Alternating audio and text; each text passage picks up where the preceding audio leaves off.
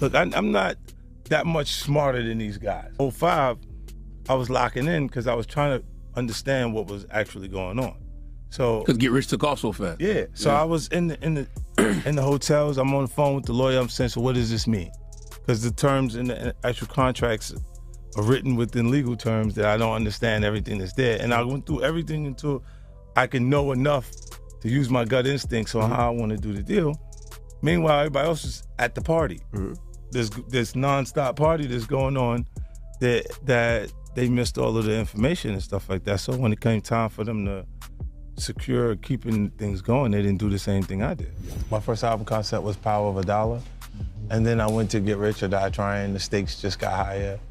There's people who were entertained by an unexpected or what could happen. And it raised, like right now when you see artists like NBA YoungBoy, excitement around his touring career, the kids are attracted to that. Music artists, first music video, first thing they do is rent a car to put in the video to convey lifestyle. And cut, and the car goes back. But if that shit works, he's gonna get a version of that car. If it's not that car, he's gonna get the one that he feels like is the coolest one he could get, right? And he has it, and then immediately he becomes an inspiration in the environment because he made that happen. He made it from nothing. It's just the idea. Creatively, he came up with something that created the ability for him to have this car. There's a phrase in hip-hop that gets thrown around so casually, so frequently, so reflexively, that it's lost all weight. A phrase that people use as a metaphor without ever stopping to consider that the people saying it might not be speaking metaphorically. He sold his soul. You've heard it 1,000 times. In songs, in interviews, in conversations about every artist who rises too fast, changes too dramatically, or achieves a level of success that seems to defy the normal rules of talent and hard work. He sold his soul. Said with a shrug, said with a laugh, said the way people say things they half believe but are too afraid to examine seriously. But what if it's not a metaphor? What if the phrase that hip-hop has been repeating for 30 years, the phrase that has become so embedded in the culture's vocabulary that it feels like slang rather than a statement of fact, is actually a description of something real, something transactional, something that happens in specific rooms, at specific moments, between specific people, with specific consequences that follow the artist for the rest of their career. Curtis 50 Cent Jackson believes it's real. Not metaphorically real, not symbolically real, real. In the way that a contract is real, in the way that a handshake is real, in the way that a transaction between two parties, one offering success and the other offering something they don't fully understand the value of, is real. And 50 isn't just making general claims, he's naming names. He's pointing to specific artists, T.I, NBA, YoungBoy, and others, and describing, with the specificity that only an insider can provide, the exact process by which these artists went from talented young men with dreams to something different, something owned, something that performs the role of an independent artist while being anything but independent. 50 calls it selling your soul, but what he describes isn't a mystical ritual in a candlelit room. It's worse. It's a system, a machine, a process so normalized, so embedded in the business of making music that the artists going through it don't even recognize what's happening until the transaction is complete and the receipt has been filed in a drawer they'll never be able to open. The first thing 50 did in his most recent extended interview on this topic, and this is what separates his analysis from every other commentator, podcaster, and conspiracy theorist, is redefine the phrase. Because the phrase selling your soul carries baggage. It carries religious connotation. It carries supernatural implication. It carries the weight of centuries of mythology about deals with the devil and Faustian bargains and crossroads at midnight. And that baggage, according to 50, is exactly why the people who run the industry love the phrase. He said, they want you to think it's supernatural. They want you to picture pentagrams and candles and chanting. Because as long as you're picturing that, as long as the conversation is about the devil and the occult and the Illuminati, nobody's looking at what's actually happening. The supernatural version is a distraction. It's a smokescreen, a way to make anyone who asks serious questions look like a conspiracy theorist so that the real mechanism stays hidden. 50 continued, selling your soul isn't a metaphysical event. It's a psychological one. It's the moment when a young artist, desperate, hungry, exhausted from grinding, surrounded by people who have nothing and watching people on TV who have everything, makes a decision to surrender their autonomy in exchange for success. Not their literal immortal soul, their sense of self, their integrity, their ability to say, "No, I won't do that," and mean it. He said, "The soul, in industry terms, is your independence, your ability to make your own choices, your willingness to walk away from the table if the terms don't feel right, your internal compass that tells you, this is wrong. I don't care how much money is attached to it." That's your soul. And selling it means letting someone else override that compass, permanently, in exchange for the thing you want most in the world.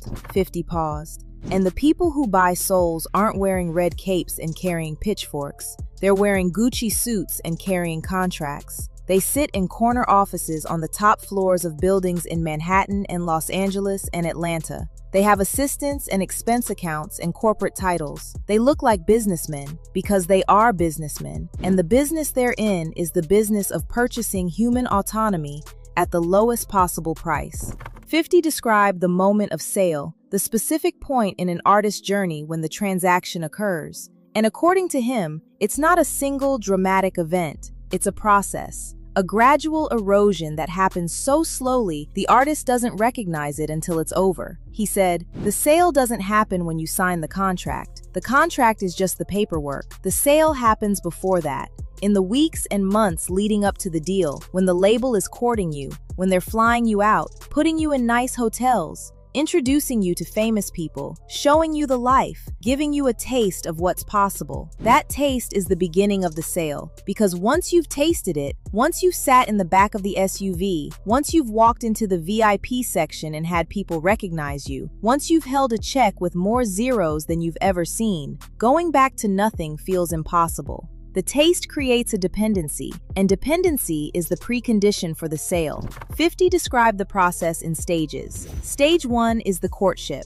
The label identifies the artist. The A&R reaches out, the meetings begin. Everything is warm, welcoming, exciting. The label presents itself as a partner, a family, a team that believes in the artist's vision and wants to help them achieve it. Stage 2 is the immersion. The artist is brought into the ecosystem. Studio sessions with established producers, features with signed artists, access to the machinery of the industry, the managers, the lawyers, the publicists who can transform a SoundCloud rapper into a national figure. The artist begins to see themselves as part of the system, not an outsider looking in, but an insider with a future.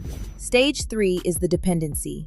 The artist's lifestyle adjusts to the new normal. The nice dinners, the travel, the equipment, the access. Things they didn't have before, things they can't afford on their own, become expectations, necessities. The gap between their current standard of living and the life they lived before becomes so wide that falling back is psychologically unbearable. And stage 4 is the sale. The contract is presented. The terms are explained, partially, selectively, in language designed to emphasize the benefits and obscure the costs. And the artist signs, not because they've carefully evaluated the terms, not because they understand what they're giving up, but because by this point, the alternative, walking away from the lifestyle, the access, the dependency, feels like death. Not literal death, identity death. The death of the person they've already started becoming. That's the sale, 50 said. It doesn't feel like selling your soul. It feels like the logical next step. It feels like progress. It feels like the thing you've been working toward your entire life. And it's only later, months later, years later, sometimes decades later, that you realize the thing you gave up was the most valuable thing you had, and you can't buy it back. 50 used T.I, Clifford Joseph Harris Jr., as his primary case study, and the choice was deliberate.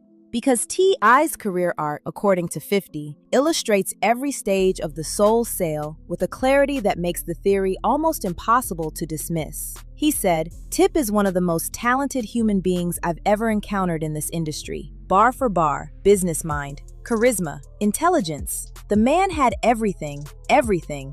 And if the industry operated on pure merit, T.I. would be Jay-Z, would be Diddy, would be running the whole thing. Because the raw material was there, but that's not how the industry operates. And what happened to T.I. is a textbook example of how the system takes exceptional raw material and processes it into a controlled product." 50 walked through T.I.'s timeline. The early career, trap music, urban legend, King. Albums that established T.I. as one of the most important voices in Southern hip-hop. The talent was undeniable. The commercial success was real. The trajectory was pointing straight up. And then the first legal situation, the weapons charges, the arrest, the federal case, the plea deal, and the transformation that followed. 50 said, "The first arrest is always the pivot point. Always. Because the first arrest is when the artist becomes vulnerable, when the fear becomes real, when the invincibility that young men feel, the belief that nothing can touch them, is shattered by the reality of handcuffs and courtrooms and the possibility of years behind bars. And that vulnerability is when the system makes its move, because a vulnerable artist is a compliant artist. A scared artist is an agreeable artist. An artist facing a federal weapons charge will agree to terms that an artist writing a #1 album would laugh at." 50 described what he says happened during T.I.'s legal troubles. Not the legal proceedings themselves, which are public record, but the industry dynamics that operated in parallel. While Tip was fighting his case, he was also renegotiating his position in the industry. Not his record deal, his position, his role,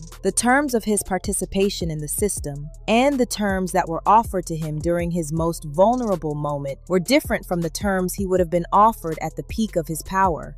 50 continued. The Tip who made King would not have accepted those terms. The Tip who was facing federal time, that Tip accepted, because the alternative, fighting the case without the industry's support, without the machine's resources, without the connections that can make the difference between a plea deal and a conviction, was too terrifying to contemplate. That's when the soul was sold, not in a ritual, in a negotiation. A negotiation conducted between a young man at his most desperate and a system that profits from desperation. 50 then addressed the most controversial aspect of T.I.'s career, the persistent, never fully resolved allegations that T.I. cooperated with federal law enforcement. And 50's framing of these allegations connects directly to the Soul Sale framework. He said, "I'm not going to stand here and call Tip a snitch. That's not my place. That's between him and the streets. What I will say is this. The trajectory of his legal situations follows a pattern that is consistent with what the industry calls facilitated outcomes." 50 explained. Facilitated outcomes are what happen when the machine intervenes in an artist's legal problems. Not through good lawyers,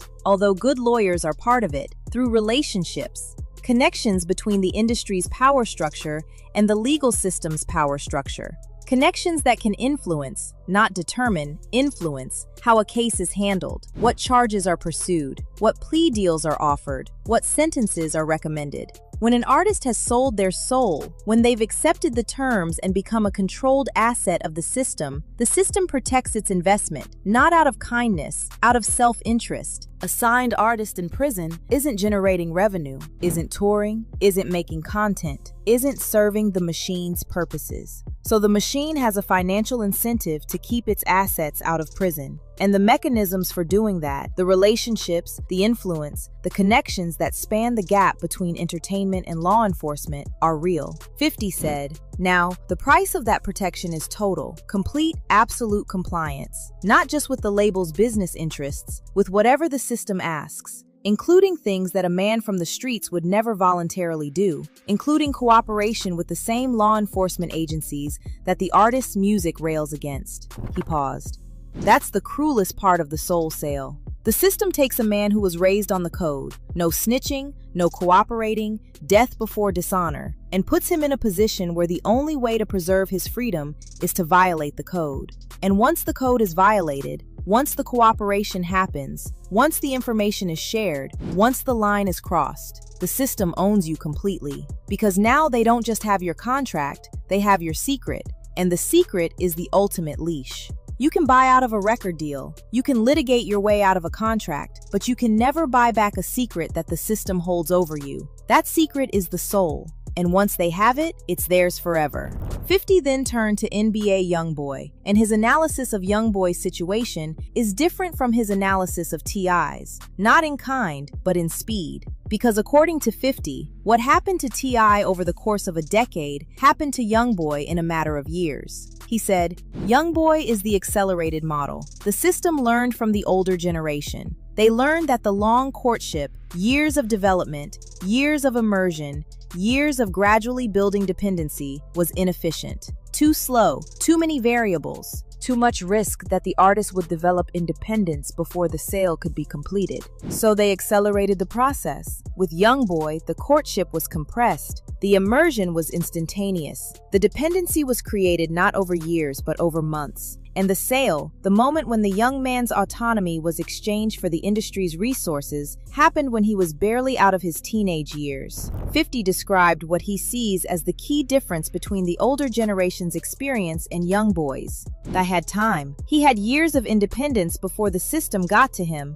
Years of making decisions on his own terms, building an identity that was his before it became theirs. By the time the sale happened, Tip knew who he was. He knew what he was giving up. He understood the cost, even if he felt he had no choice but to pay it. YoungBoy didn't have that time. YoungBoy was brought into the system before his identity was fully formed, before he knew who he was independent of the industry, before he had the life experience to recognize what was being taken from him. The system didn't buy an established identity, it bought a blank canvas, and then it painted whatever it wanted on it. 50 continued. That's why YoungBoy's output is so inhuman. That's why his fan base feels more like a following than a fandom. That's why his behavior oscillates between extremes without any apparent internal consistency, because there's no stable self at the center. The self that should have developed, the identity that forms during late adolescence and early adulthood, was sold before it had a chance to solidify. And what's left is a vessel, a channel, a conduit for whatever the system needs to transmit at any given moment.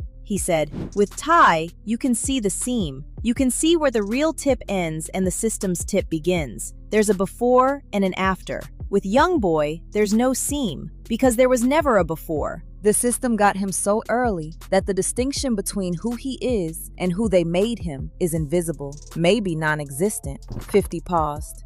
And that is the most tragic thing I've ever witnessed in this industry. Not a man who sold his soul knowing what he was selling. A boy who sold his soul before he knew he had one.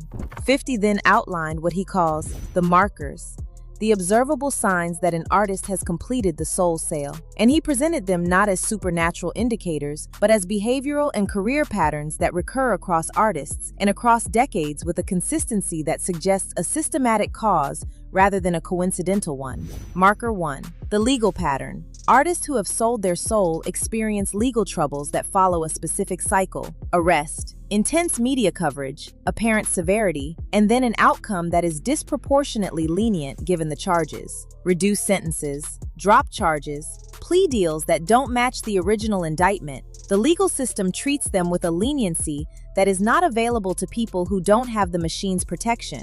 50 said, look at the sentencing across the industry. Look at artists who were facing decades and got months. Artists who were facing federal charges and got probation. Artists who should be in prison right now and aren't. And then ask yourself, who's making those calls? Who's intervening? Who has the relationships and the leverage to influence outcomes at that level? The answer is the machine. And the machine doesn't intervene for free. Marker 2. The personality shift. Artists who have sold their soul undergo a visible personality change that occurs not gradually, but at a specific, identifiable point in their timeline. Before the sale, the artist has a consistent identity, consistent values, consistent behavior, consistent relationships. After the sale, the consistency fractures. The artist becomes unpredictable, erratic, as if the internal compass that guided their decisions has been removed and not replaced with anything stable. 50 said, you watch these artists before and after, and it's like watching two different people, not because they've grown or matured. That's natural, that's healthy.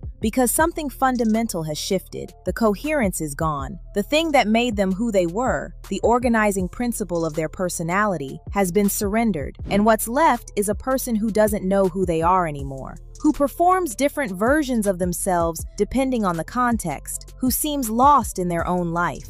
Marker 3. The creative decline. Artists who have sold their soul experience a measurable decline in the quality and originality of their creative output. Not immediately. The system isn't stupid enough to degrade the asset before extracting maximum value, but gradually, progressively. The early work, the work produced before the sale, has a vitality, an authenticity, a creative force that the later work lacks. The later work is competent, professional, commercially functional, but the spark, the thing that made the artist special, is diminished or absent. 50 said, "The soul is where the art comes from, not the technical skill. The art, the skill stays, the craft stays. The ability to construct a song, deliver a verse, perform on stage, all of that is maintained. But the thing that made the song matter, the emotional truth, the creative vision, the willingness to take risks that no rational person would take, that comes from the soul.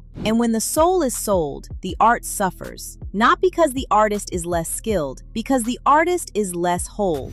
Marker 4. The isolation. Artists who have sold their soul become progressively isolated from their original support networks. Family relationships deteriorate, old friendships dissolve. The people who knew the artist before, the people who could remind them of who they used to be, are gradually replaced by industry people, handlers, managers, associates whose loyalty is to the system, not to the person. 50 said, "The system needs the artist isolated because isolated people are controllable. People with strong family connections, with old friends who tell them the truth, with relationships that predate the industry, those people have anchors. They have reference points. They have someone who can look them in the eye and say, 'This isn't you.' The system can't have that, so it systematically removes those anchors, not through violence, through access, through lifestyle, through making the artist's old world incompatible with their new world until the old world falls away naturally."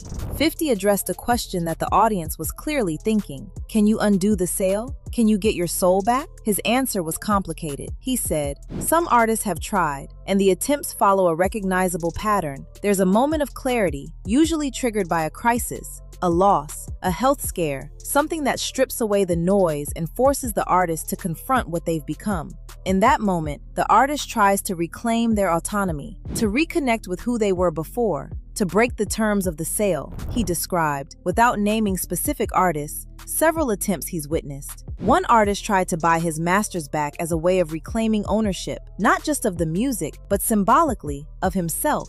The label agreed to sell, at a price that was deliberately, punitively inflated, a price designed not to facilitate the transaction, but to make reclamation so expensive that it became another form of control. Sure, you can have your soul back. That'll be $40 million. The freedom has a price tag, and the price is always set just beyond what the artist can comfortably afford. Another artist tried the religious route, found God, changed his lifestyle, stopped participating in the gatherings, stopped complying with the unwritten terms, started speaking publicly about faith and redemption and transformation. And the machine let him. Because the religious transformation was marketable, gospel albums, faith-based merchandise, the Christian rapper niche. The machine doesn't care if you find God as long as God is profitable. The moment the faith conflicts with the business, the moment the artist says, "My faith won't let me do what you're asking," the machine reminds him that the terms of the sale are still in effect, that the contract didn't include a religious exemption clause. 50 said, "The truth is, most artists can't buy it back, not because it's literally impossible, but because the price, financial, psychological, professional, is designed to be prohibitive. The system doesn't want buybacks. The system wants lifetime ownership, and the contracts, the leverage, the secrets, the documentation, all of it is structured to ensure that once the sale is complete, it's permanent." He paused. "I bought mine back, but I bought it back before the sale was complete. I said no early enough that the chains hadn't fully tightened. And even then, even having said no at the beginning, the cost was years of my career, years in the wilderness, years of being shut out by a machine that punishes independence the way the legal system punishes crime. If the cost of buying back a soul that was almost sold is years of exile, imagine the cost of buying back a soul that was fully sold. That's why most artists don't try. The math doesn't work, and the machine knows it." 50 then zoomed out from individual artists and described what he sees as the generational impact of the soul trade. And this chapter is the one that, in my opinion, contains the most important thing he said in the entire conversation. He said, "The soul sale doesn't just affect the artist, it affects everyone who consumes the artist's work. And that's by design.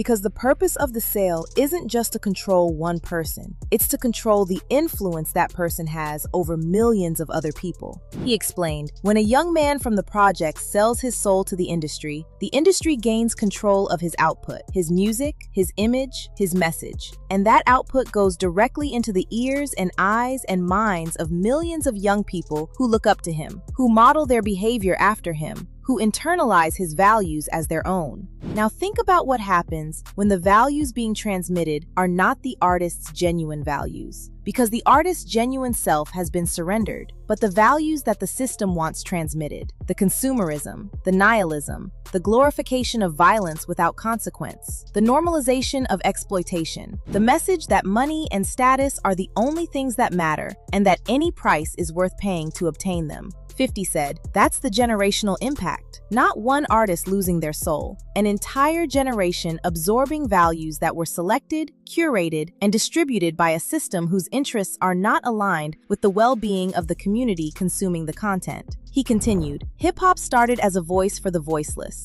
a way for communities that were ignored by mainstream America to tell their stories, express their pain, and demand recognition.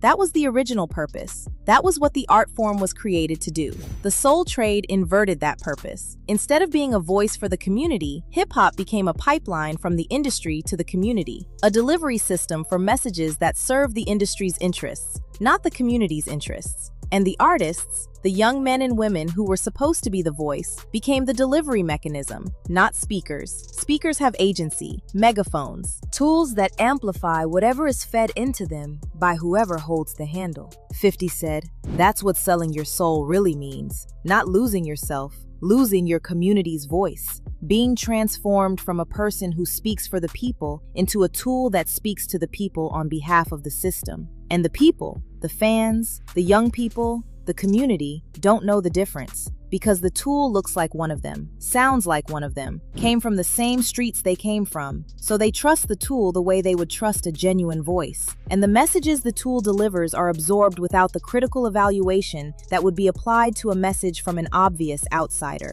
He shook his head. That's the genius and the evil. The system doesn't deliver its messages through its own mouth. It delivers them through mouths that the community trusts. And the cost of that trust, the cost of an entire generation internalizing values that were designed to exploit them, that cost is incalculable.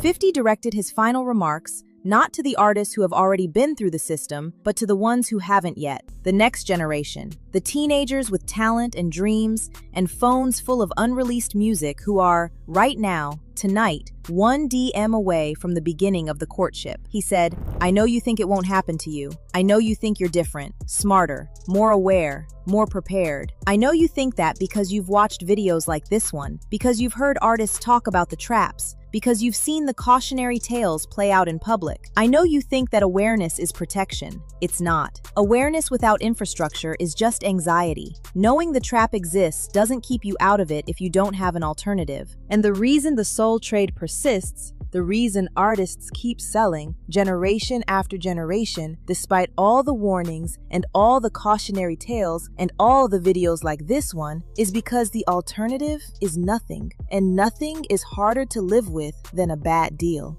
50 continued. So here's what I want to tell the next generation.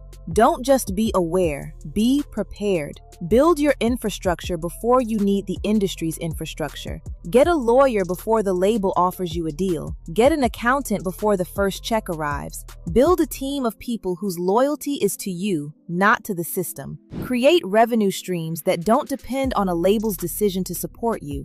Make yourself valuable enough that the deal you're offered is a partnership, not a purchase. And most importantly, know your price. Not your asking price, your walkaway price. The point at which no amount of money, no amount of fame, no amount of access is worth what they're asking you to give up. Know that number, hold that number, and when the offer crosses that line, and it will, it always does, have the courage to stand up from the table and walk out the door. He said, walking out is the hardest thing you'll ever do, because walking out means walking back to nothing, walking back to the apartment, walking back to the day job, walking back to the life you were trying to escape. And the people at the table know that. They're counting on the fear of going back to nothing being stronger than the instinct to protect yourself. But I walked out, and I'm still here, still standing, still free, still in control of my own name, my own image, my own legacy. And the people who tried to buy me, the people who sat across the table and offered me the world in exchange for my autonomy, where are they? Some of them are in prison. Some of them are disgraced. Some of them are sitting in the same offices, running the same game on the next kid who walks through the door. The machine outlasts the operators, but it doesn't outlast the ones who say no. Because the ones who say no, the ones who walk out, who build their own thing, who refuse to be purchased, they become the proof that the machine isn't invincible, that there's another way, that the soul isn't for sale unless you put it on the market. Don't put it on the market. 50 ended the conversation with a statement that wasn't about the industry. It wasn't about contracts or unwritten terms or the access economy. It was about something simpler and more profound. He said, "I've made a lot of money in my life, hundreds of millions of dollars. I've had the cars, the houses, the fame, the power, the lifestyle that every kid in America dreams about. And I can tell you, with the certainty of someone who has lived on both sides of the line, that none of it is worth your soul. Not the metaphysical soul, not the religious soul, yourself. Your ability to look in the mirror and recognize the person looking back. Your ability to make a decision based on what you believe is right, rather than what you've been told to do. Your ability to say, this is who I am, and mean it. Not because a marketing team decided it, not because a label manufactured it, not because a system programmed it, but because you built it yourself, from your own experiences, your own values, your own choices." He continued,